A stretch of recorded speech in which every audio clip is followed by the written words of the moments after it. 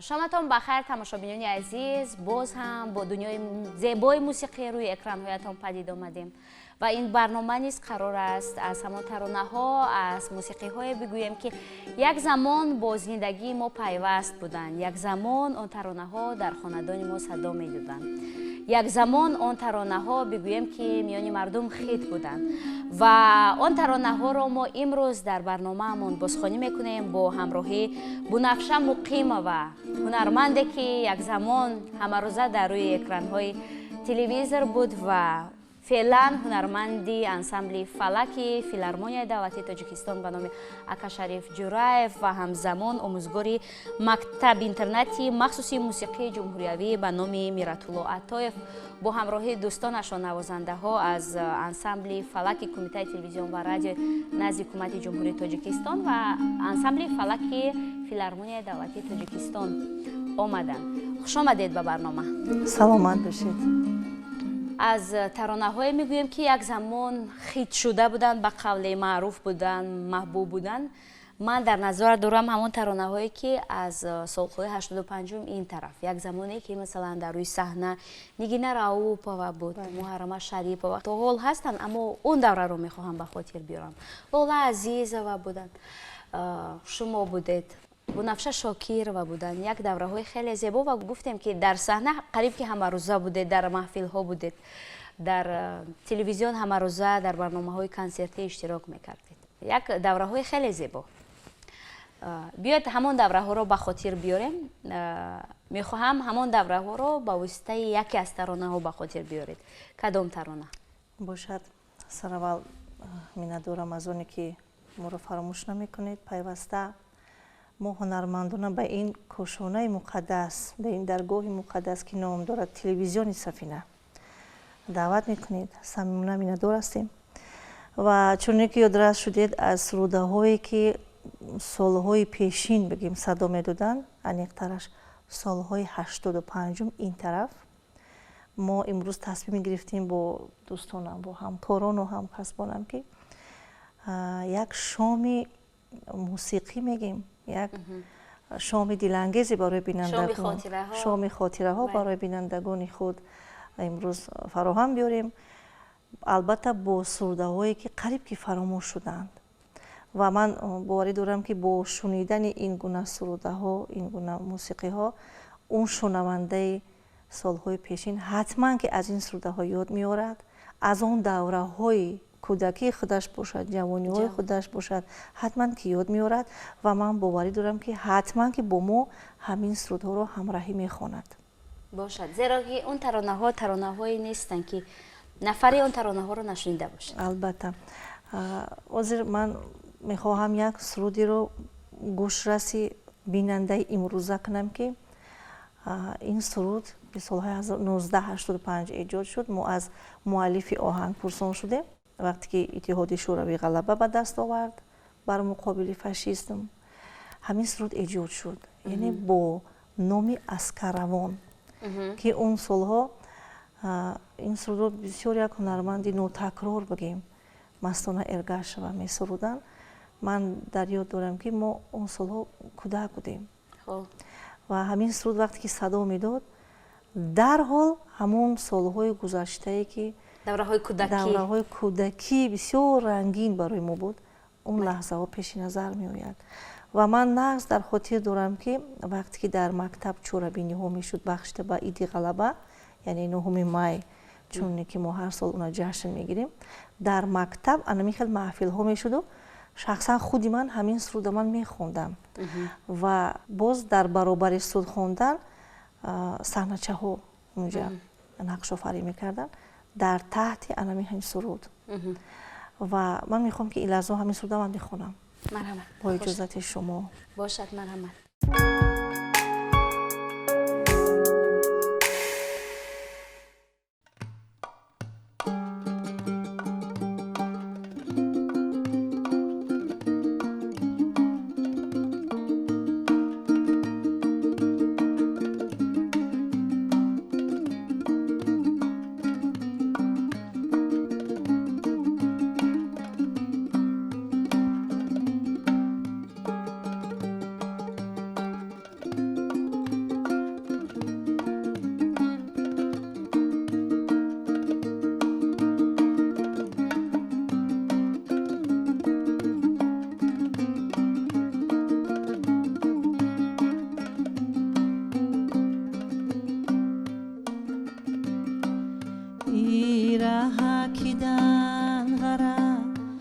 راهی سوزانه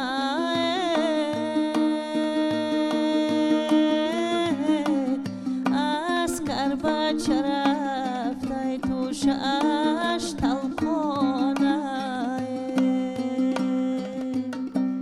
ای راه کدن غره راهی سوزانه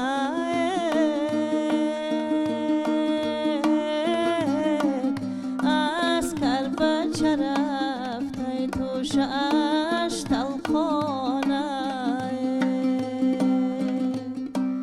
پالیز نرسید اخیر منش ناکفته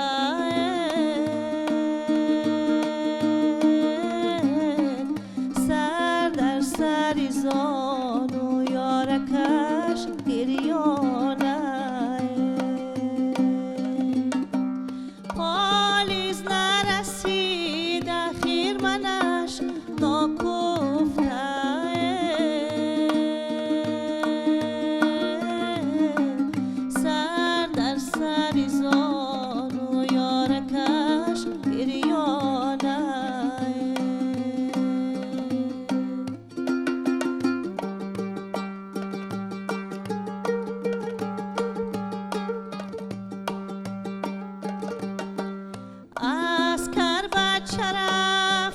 چشمی مادر بره در پیشی نظر هنوز روی پیسره در تحشیری ها نصیبی فرزندشه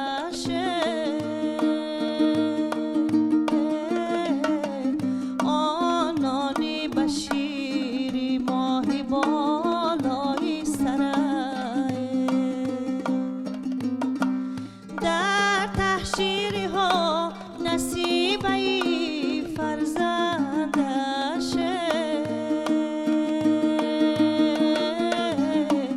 آنانی بشیری ماهی بالای سرای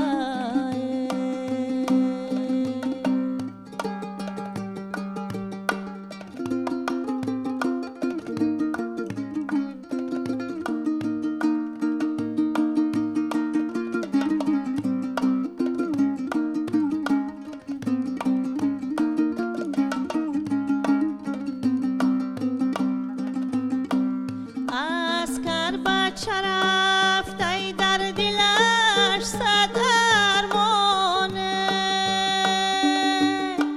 فرمانی وطن بس کرا قوت جانه از کربا رفته در دلش صد ارمانه فرمانی وطن بس کرا قوت جانه صف بسته به هم شو حلقه اسکرها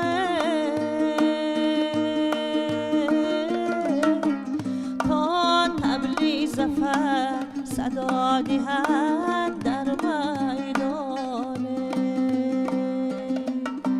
صف بسته به هم چو حلقه اسکرها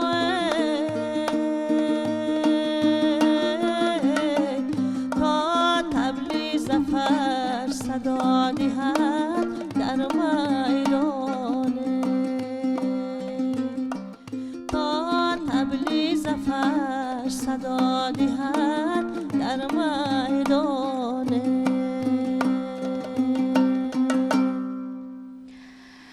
واقعا هم چگونه زیبا سرایده شده، چقدر شیرین، دلنشین، یک ترانه آرام و چگونه که گفتید شیردار، اما یک ترانه که اینقدر حسی وطن دوستی را بیدار میکنه. و من هنگام گوش دادن همین ترانه پیش نظرم همان عسکر بچه ها را تصویر کردم، چگونه با جوانان لباس حربی میزیبد، ҳамон воқеан ҳам қадамгузориашон, саф оростанашон, савган ёд кардан, хизмат ба модар ватан бале, кардан. қуввати дили мост. Бале, қуввати дили мо модарон аст. бале, ва воқеан ҳам ҷавонони азиз, мо дӯст медорем ҳангоме ки шумо бо либоси ҳарбӣ ҳастед.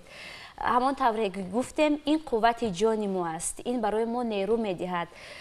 мо ки шуморо бо ин гуна либос мебинем, мо эҳсос мекунем ки ором ҳастем, эҳсоси оромӣ мекунем, эҳсоси хурсандӣ мекунем. ва хуш ба ҳоламон ки ҳамин гуна ҷавонони ватандӯст дорем ва хуш ба ҳоламон ки ҳамин гуна ҷавонони нерӯманд дорем ки моро бонувонро, модаронро ҳифзу ҳимоя мекунанд. бале, ман хеле зиёд мехоҳам ки ҳамин гуна таронаҳо зиёдтар бошанд, ҳамин тавр не, зеро чӣ қадар зебост. медони ин таронаҳо бедоркунандаи ҳисси ватандӯстӣ, ҳисси миллатдӯстӣ аст. ман ҳамин хел фикр мекунам ва ман мехоҳам ки анамин хел сурудҳо бисёр бошад. бале, яъне дар васфи аскарбачаҳо, яъне ки мо эҳсос мекунем ки мо пуштибон дорем, марзу буми мо пуштибони худаша дорад, посбони худаша дорад ва мо орому осуда ҳастем. бале, ва ҳамин таронаро низ Мастона Эргаш ва чӣ гуна зебо сароиданд. беҳад такрорнашаванда аст. мехоҳам ёдрас кунам ки ин бо қалами шоираи бисёр маҳбуб, шоирае ки то ин замонҳо қаламашон сабз аст, қаламашон бисёр рангин аст бигем. шоира Ҳадиса Қурбонова бо қалами он кас тааллуқ доранд. оҳанг аз устод Саидқои Билолов аст. ва дар ҳамин шеър ман эҳсос кардам ки анъанаҳои гусели ҳамон сарбозон дида мешавад. бале, чӣ гуна бо кулча гусел кардани аскарбача, ин худаш ин ҳам худаш як ифтихор аст, ифтихори ватандӯстӣ аст. ҳар як модар мехоҳад ки фарзандаш бо сари баланд хизмати ватан модара адо кунад ва назди волидайни худ баргардад. албатта ба он савганде ки ёд мекунад, яъне паймон нашиканад, яъне устувор бошад. ин фахри ҳар як падару модар аст. мехоҳем ки дар идомаи ҳамин суҳбат ки воқеан ҳам дар як рӯҳияи ватандӯстӣ рафта истодааст, боз ҳам ҳамон таронаҳое гуфтем ки аз солҳои 85 ин баъдро ёд кунем. боз кадом таронаро бозхонӣ мекунем? инҷа мо як таронае овардем бо номи Рози дил. ин сурудро устоди зиндаёд, ҳунарманде ки гарчанде ки дар байни мо ҳам набошад, ёди онҳо, сурудаҳои онҳо, он ҳазлу он шӯхиҳо, он чақчақҳое ки бигем ки намакину, шакарину, он ҳамаи таъму маззаеро дар бар дорад, бо худ доштанд. апай Нигина Раупова ёдоварӣ шавем.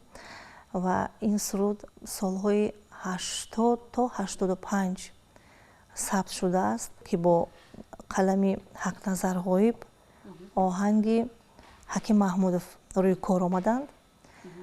ин лаҳзао мехоҳам уна ба саҳми он шунаванда бирасонам. барои чӣ мо ин сурудҳоро интихоб кардем?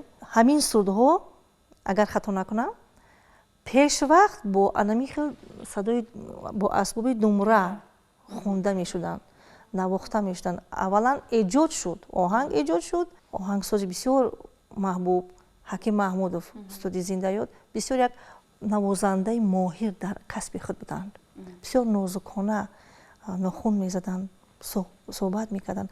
чӣ гуна ки бо тифл муносибат мекунӣ, устод Ҳаким Маҳмудов бо ҳамон асбоби думра анамин хел суҳбат мекард, муносибат мекард. бисёр меҳрубон буд бо ҳамон асбобе ки навозиш мекард.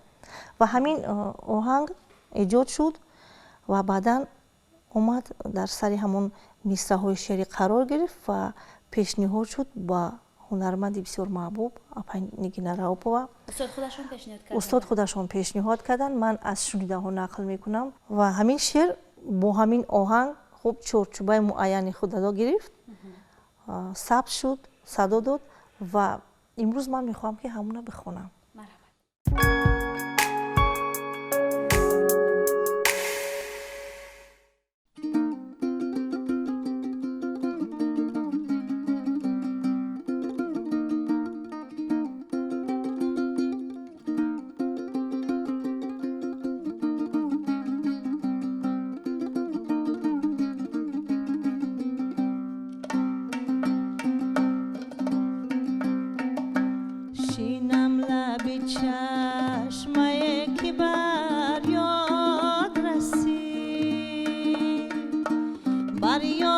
همچو عمری رفته بر باد رسید یک عمر اگر چه دوری از دیده منه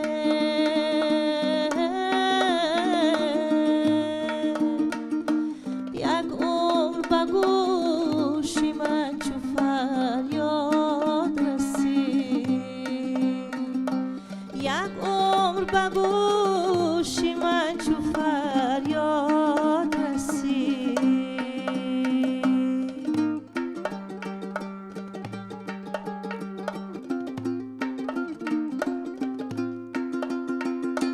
رفتی و کس دیگر مرا نیست حبیب غیر از غم تو کس مرا نیست حبیب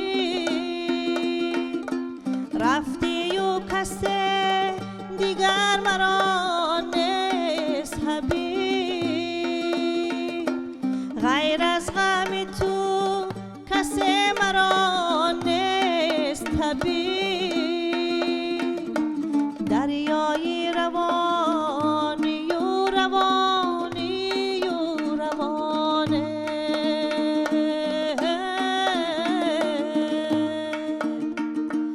دیگر زی کنار تو مرا نیست نصیب دیگر زی کنار تو مرا نیست نصیب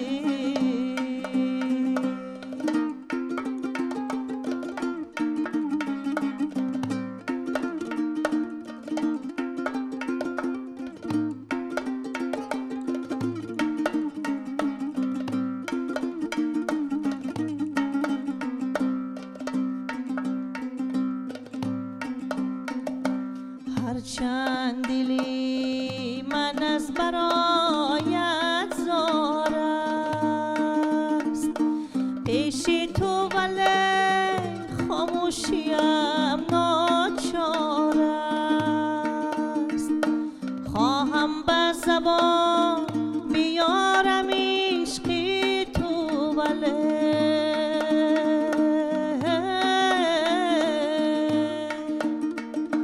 آتش به زبان گرفتنم دشوار است آتش به زبان گرفتنم دشوار است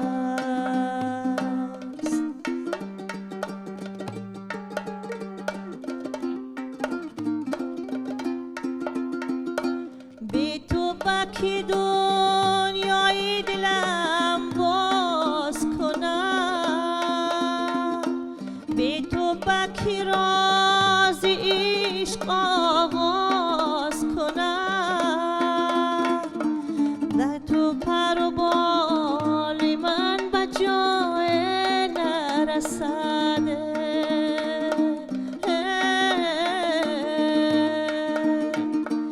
هرچند کشاده بال پرواز کنم هرچند کشاده بال پرواز کنم هرچند کشاده بال پرواز کنم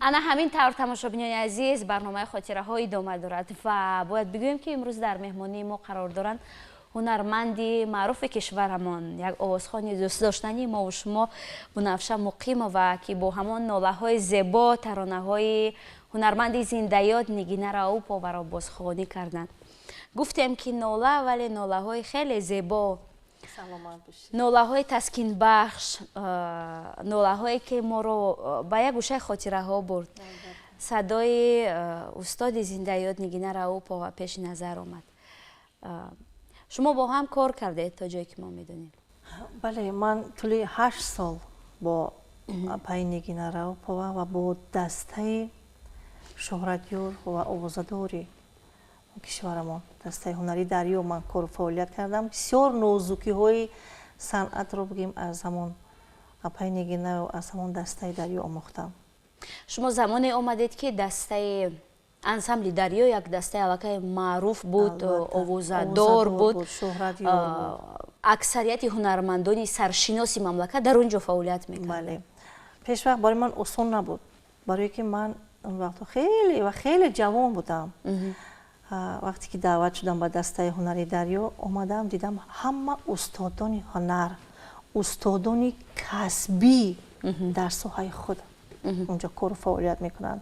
киҳо буданд он замон? албатта ки апай Нигина Равопова буданд, Лола Азизова, Муҳаррама Шарипова онҷо фаъолият мекард, шодравон Бунавша Шокирова, шодравон Абдулло Султонов буданд ва боз Қурбонали Абдуллоев, рӯҳашон шод бошад. ман мехоҳам якояки онҳоро номбар кунам ва боз мехоҳам ки эй кош умр вафоӣ мекард, онҳо умри дарози тӯлонӣ медиданд ва боз мо мисол бо ҳам меомадем, бо ҳам эҷод мекардем, бо ҳам кору фаъолият мекардем, аммо чӣ илоҷ ки тақдир амин аст.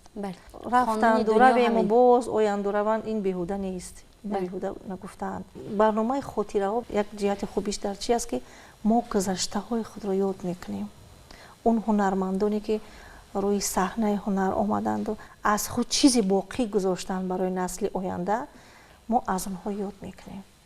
мо бо онҳо фахр мекунем ки чунин гузаштагони бой доштем, ҳунармандони бисёр бо таҷриба доштем ва дорем. шукронаи зинда будан. ҳар яки инҳо нақши худашонро мегузоранду мераванд. аз худ чизи боқӣ гузоштанд барои ояндагон. бале, гуфтед ки барномаи хотираҳо як барномае аст ки ёд мекунем. масалан мо ёд мекунем садои Нигина Равоповаро, мо ёд мекунем таронаҳояшонро, симояшонро, ҳамон тоқие ки масалан ва сар мекарданд ва мӯяшон ки ҳамеша қариб ки бофта буд. бале, вале шумо ба ғайри ин гуфтаҳои ман боз чиро ёд мекунед ҳангоме ки ҳамин таронаро бозхонӣ кардед? зеро бо ҳам ҳамкор будед, ҳамнишин будед, ҳам маҳфил будед ва дӯстам будед, дар як ҷо менишастед ва мегӯянд ки Нигина Равопова як бонӯи хеле хушгуфтор буд, хушчақчақ буд. хушчақчақ буданд, бисёр самимона суҳбат мекарданд. апай Нигина бисёр самимӣ буд, заминӣ буд, хоксор буд. содалавҳона ҳарф мезад, аммо ҳарфош нуқтаю ҷо макони худаша дошт. дарси ибрат медод барои мо ҳунармандон, барои мо ҷавононе ки навак як рӯи саҳна меомадем, он кас бигем ки сутуми мо буданд, такягоҳи мо буданд, дар ҳамон дастаи ҳунари дарё пуштибони мо буданд. мо ҷавононро дастгирӣ мекарданд, панду насиҳатҳои худашонро дариқ намедоштанд, кӯмакҳои худашонро дариқ намедоштанд. аз нигоҳи ман барои ман як бонӯи заминии деҳотӣ буд. як бонӯи деҳотӣ. аммо барои шумо чи? ӯро чӣ гуна тасвир мекунед ҳамчун як бонӯ? вақте ки ман он касро намешинохтаму аз телевизион медидам, ман фикр мекардам ки чӣ қадар зане ҳаст ки шояд мағрур аст. шояд ки ман агар ба дастаи ҳунари дарё равам, шояд ки маро вай ба назар нагирад. аммо на, ин фикрҳои ман хато баромад. вохӯрии аввалини шумо чӣ гуна сурат гирифт? вохӯрии аввалини мо вақте ки ман вориди амон корхона бигем утоқи ҳамон коре шудам, челе ки норози мо шидем, ҳамин хел шиданду ба гуфтанд ки оҳо шумо омадед ба дастаи дарё, шуморо таклиф карданд. гуфтам ман канди биё бачем, гуфтанд михел дар бари ҳам шиштем. ба гуфтанд чӣ ном дорӣ? гуфтам Бунавша. гуфт ки ман шуморо аз барномаи дилангез ки бори аввал ман сабт кардаму намоиш дода шуд ва баъди ҳамон барнома ман роҳ ёфтам ба дастаи ҳунари дарё, он кас даррав ёдовар шуданд. гуфтанд ки ман шуморо тамошо кардам, аз шумо мебарояд, модоме ки омадию, модоме ки ба кор даъват шудӣ, сахт кор кун. ин маслиҳатҳоро на ҳар як ҳунарманд ба дигар масалан ҷавоно мегӯяд. рост аст ки мегӯянд ки ҷуръати мардона доштанд? албатта мардонавор сухан мекарданд. дар тӯи маъракаҳо баъзан вақт мо ҳамроҳ ки мештем, уна халқ як истиқбол мегирифт ки ман лаззат мебурдам. чунон бо мардум самимона суҳбат мекард. фикр мекарде ки бори чандум аст ки ба ин хона меҳмон шудаасту бо онҳо шиноси қарин аст. бале шиноси тӯлонӣ аст. аммо вақте ки мепурсам ки апа ягон бор дигар омад, немегуфт ман бори аввал мебинам. мухлисро намеранҷонд. бинед бо мухлис пайваста суҳбат мекард ва мепурс ки ман барои шумо кадом суруда бихонам. Инқадар дили бузург доштанд. ҳамин дили бузург буд, ҳамун ҷуръат буд, ҳамун нерӯи садо буд ки номашон монд. Ва ин қадар бохушӣ ёд меорем. Албатта. ва агар бихоҳем ки боз ҳунарманди дигаре ҳамин гуна ёд бикунед аз ҷамъи ҳамон ҳамкорон, ҳамон нафаре ки ин лаҳза ба дилатон наздиктар аст ва мехоҳед таронаашро бозхонӣ кунед, боз кадом лаҳзаро мехоҳед ба хотир биёред аз ҳамон лаҳзаҳо? дар паҳлӯи Апай Нигина ҳунарманди бисёр маҳбуб ки фикр мекардам ман хоҳарашон ҳастам ё духтари калонишон шояд бошад, ман ҳамин хел фикр мекардам, Муҳаррама Шарифова. ман чеҳраи дуюм, яъне ки чеҳраи Апай Нигинаро дар Муҳаррама Шарифова пайдо мекардам. чунки ки онҳо бисёр бо ҳам наздик буданд. модару духтар бар ин муносибат мекарданд. вақте ки мо ҳам суҳбат шудем бо Апай Нигина шиносоӣ пайдо кардем, Апай Муҳаррама дарҳол омаданду гуфтанд: апаҷон, ин духтари хурдӣ мешавад? Гуфтам хеле як ҳазл карданд. ҳозир ман мехоҳам ки як суруд бихонам бо номи Доғи дил ки ина Апай Муҳаррама Шарипова мехонанд. медонед, вақте ки ман иҷозаи хондан гирифтам аз Апай Муҳаррама, бисёр хурсанд шудам. гуфтам марҳамат бихон. яъне ки мо бояд ки барои оне ки суруди як ҳунармандро агар мо бихоҳем, бояд ки мо иҷоза бигирем аз ҳамон ҳунарманд. бинед, дар байни мо ҳунармандон ин ҳаст ва бояд бошад. ман гуфтам ки Апай Муҳаррама суруди доред бо номи Доғи дил ки она солҳои донишҷӯитон мехондед. солҳои 1988 вақте ки дар курси сеюми донишгоҳи санъати Тоҷикистон таҳсил мекардам. донишгоҳи фарҳанг бале таҳсил мекардам. ҳамин суруда ман аз Апай Муҳаррама Шарипова шунида будам. пеш аз суруд аввал оҳангро ман мешунидам аз воситаи радио. хуб муддати на чандон қадар гузашт ки боз суруд бо ҳамроҳии суруд ҳамон мусиқиашон намонида шуд. хай бинам ки Муҳаррама Шарипова мехондааст. бисёр суруди хуб, бисёр суруди тез ба дил роҳ меёбад. барои чӣ? барое ки аз байни мардум эҷод шудааст.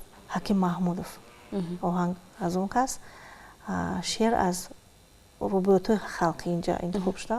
мехоҳам ки ин лаҳзаҳо бихонем. бошад, марҳамат.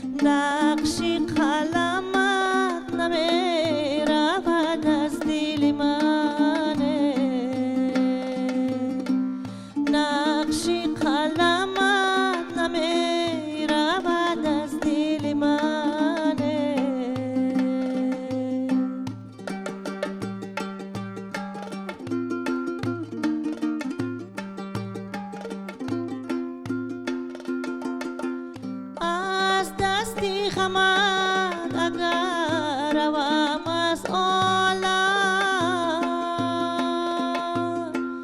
از دستی غمت اگر روم از عالم اندوه غمت نمی رود از دل من اندوه غمت نمی رود از دل من اندوه غمت نمی رود از دل من.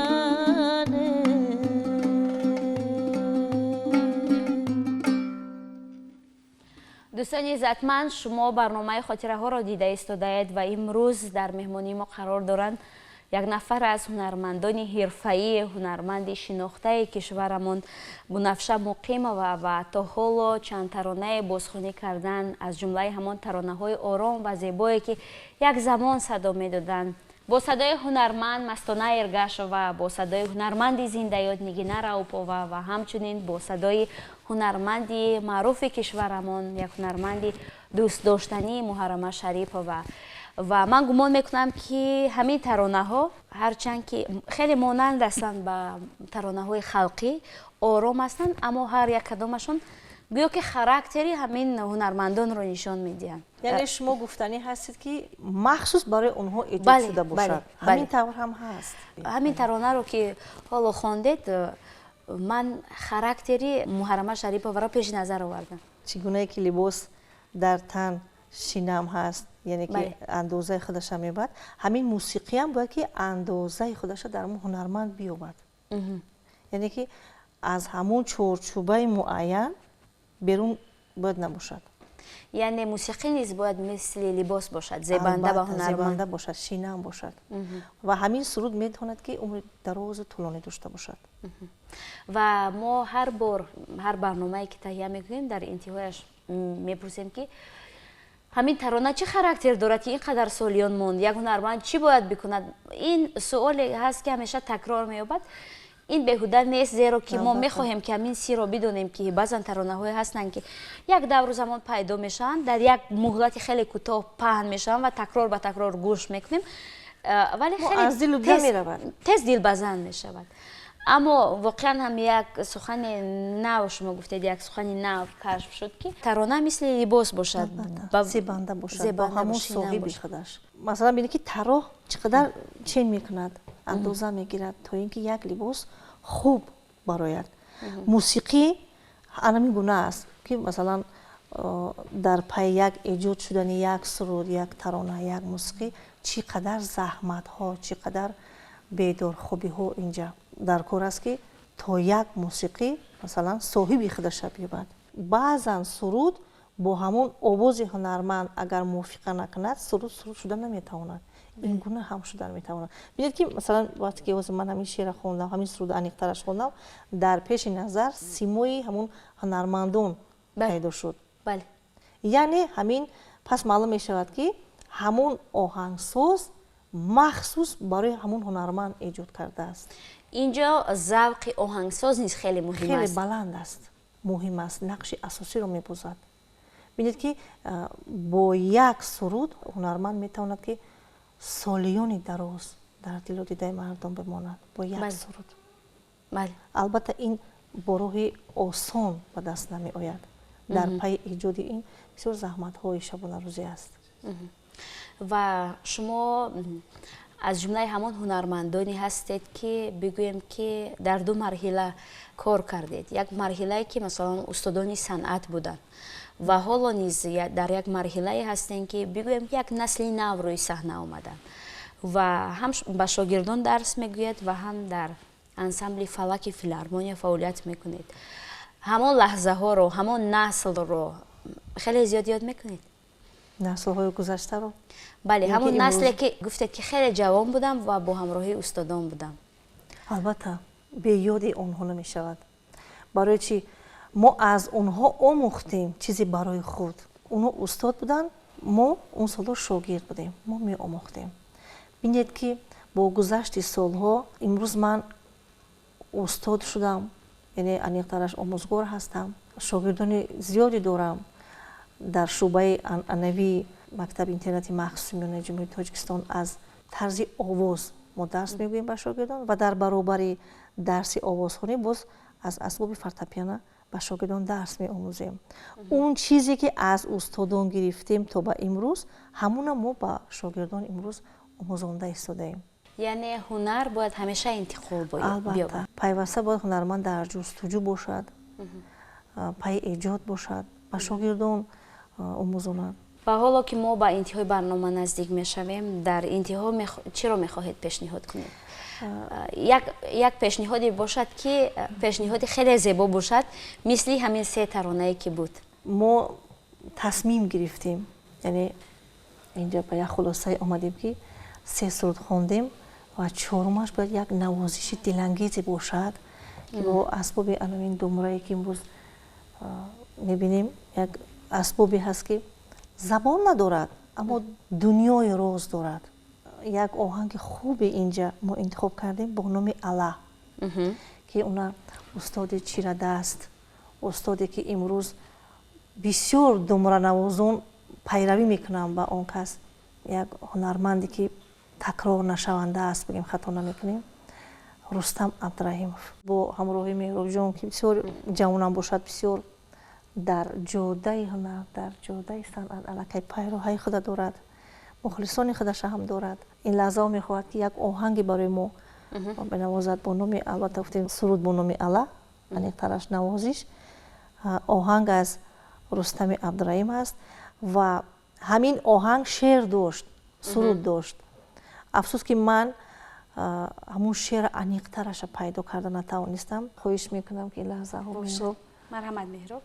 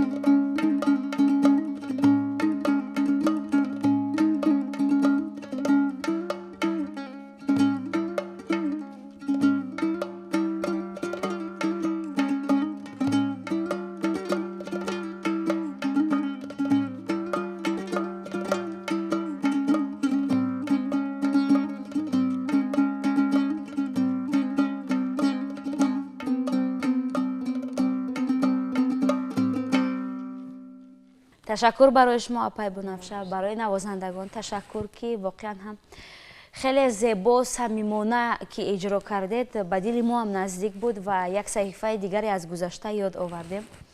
در انتهای برنامه برای شما برای موفقیت میخواهیم، کامیابی میخواهیم و باشد که این گونه ترانه هایی که شما دارید همیشه در صحیفه های تاریخ ثبت بشوند و بمانند. تشکر. و دوستان عزتمند یادآوری میکنیم که این برنامه خاطره ها بود. بنفشه مقیم و بود همراه شما و من زرینه رحیمی.